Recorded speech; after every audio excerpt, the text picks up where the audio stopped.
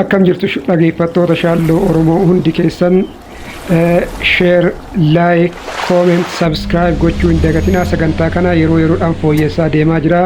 Share, like, comment, subscribe gochuun keessan immoo kana caalaa jabeessee akka hojjedhuu fi sagantaa biraallee akka dabaluu na taasisa waan ta'eef share, like, comment, subscribe gochuu hin dagatinaa isiniin jedha. Ani shaalloo Oromooti.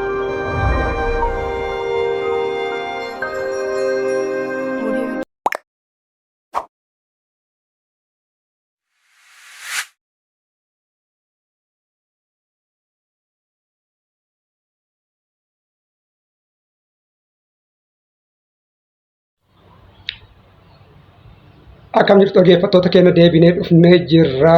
Adhammoo qabadhee kasiin dhufee waa'ee Dr. Abiy jechuudha. Gara daseetti yeroo deemutti ta'iiwwan ta'anidha jechuudha. Kanaaf waa'ee Dr. Abiy gara daseetti deemu naannoo Amaaraa gara daseetti deemuudhaan wal qabatee waa lamaan tokkorraa har'a dubbachuu barbaada jechuudha. Jalqaba irratti kan irraa dubbadhu haasaa inni achitti haasa'e jechuudha. Viidiyoodhaan isinii dhiyeessee saniin booda immoo irratti riyaakti godhaa maal jechuu akka inni barbaade jechuudha. Afaan Amaariffaatiin kan inni haasa'edha. Inni lammaffaan immoo ajaa'iba kan ta'ee fi miidiyaa hawaasummaa kanarratti dubbii guddoo kan ta'e, dubbii ijoo kan ta'e waa'ee dubartoota Dr. Abiyyitti booyansaniiti. Baay'ee amma ajandaa kan ta'ee fi miidiyaa kana irra kan deemaa jiru jechuudha.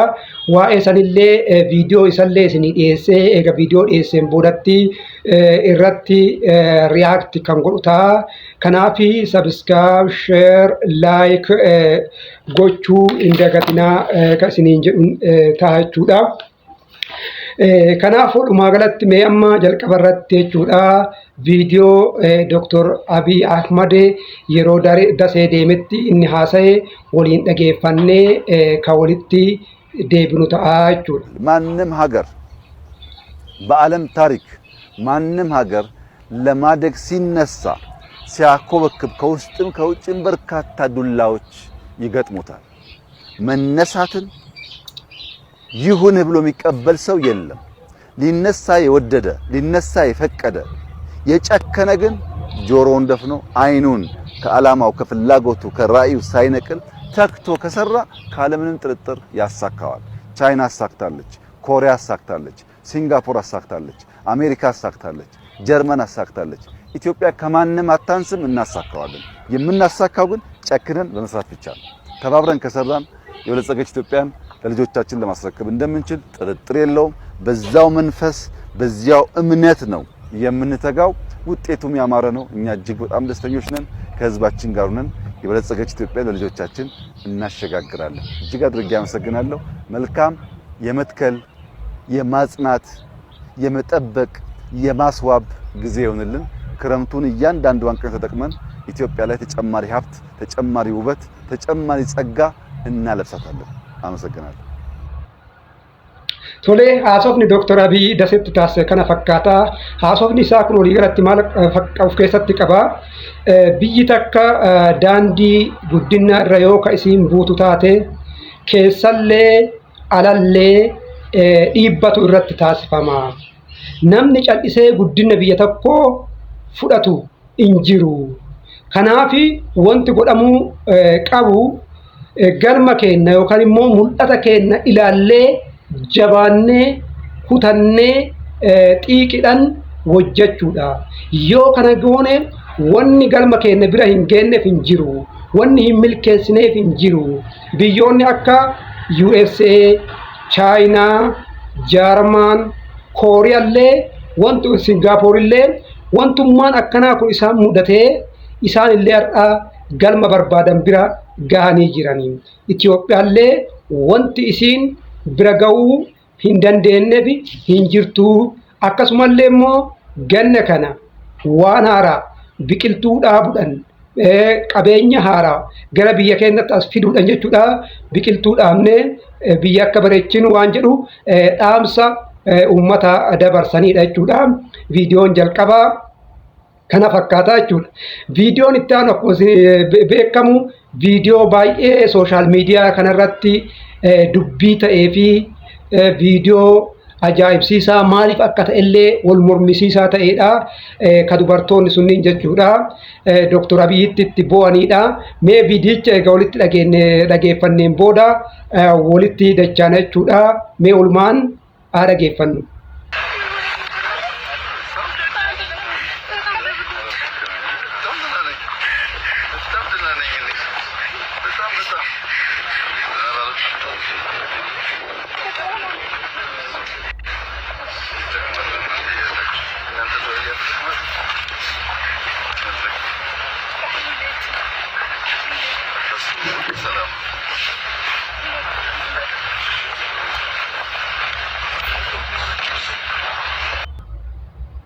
Okay.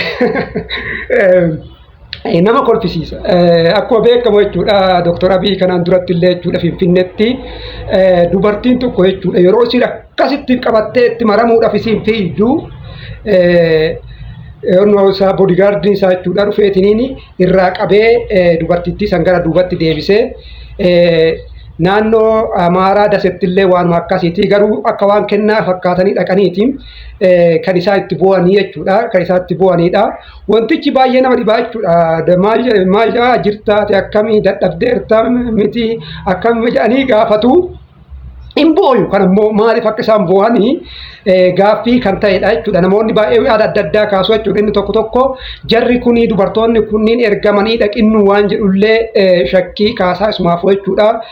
Isaan kuuwwan immoo warra hoggansa keessa jiranidha. Warra hoggansarra jiranidha. Sadarkaa hoggansaa kanaan immoo ol guddachuuf waan akkasii godhanidha. Inni kun immoo beekamtii argachuuf jecha waan akkanaa kana dubartoonni kun dalagan kan jedhullee hin dhabamu. Isaan kuuwwan immoo Dr. Abiyyiin arguma isaanitti gammadanii waan ta'an hollaalanillee kan jedhullee baay'eedha jechuudha. Akkuma isin agartan kanatti ani walumaa galatti jechuudha wantichi isaa wanta kana jedhanii irraa dubbatan baay'ee nama dhibaa. Amalli dubartoonni waan akkana goggochuun kun irra deddeebi'ee mul'ataa jira jechuudha. Maaliif akka ta'e maaliif akka godhamu lamaan beekamu jechuudha.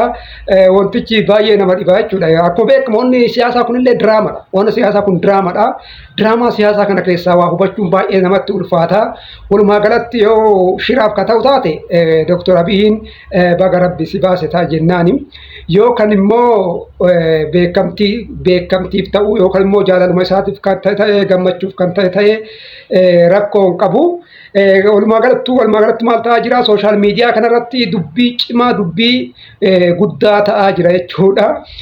Kanumaan jechuudha dubartoonni kunillee beekamtii argatanii jiranii mana keenyatti boqonnaa argattu jedhanii yoo mana dhaqee immoo maal godhinu laata inni immoo akkamitti mootummaa nama guddaa kanaan immoo mana keenyatti boqonnaa fudhu jedhanii wanta illee amma gaaffii of keessaa qaba jechuudha waan dubbii kaasuuf keessaa qaba. Kanaaf ati ma jirtaa jedhanii ati dadhabdee gaafa jedhu ani eebba keessaniin qaba eebba keessaniin akkamittiin dadhaba jedha. Kanaaf wantichi dubbii ta'e jechuudha akkuma walii galatti ajandaa miidiyaa ta'ee jira jechuudha.